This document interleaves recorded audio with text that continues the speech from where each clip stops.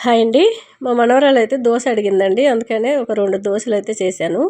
ఎవరైనా సరే ఎక్కువగా మెట్లెక్కినా అలిసిపోతూ ఉంటారు. అంటే ఆయాసం వస్తూ ఉంటది.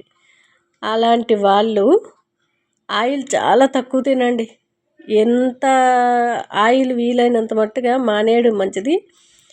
పాలమిగడ గాని లేదంటే నెయ్యి గాని యేసుకొని చూడండి. ఒక 1 మంతు మీరు డైట్ లాగే అనుకోండి. ఆయిల్ అవాయిడ్ చేస్తూ తిని చూడండి.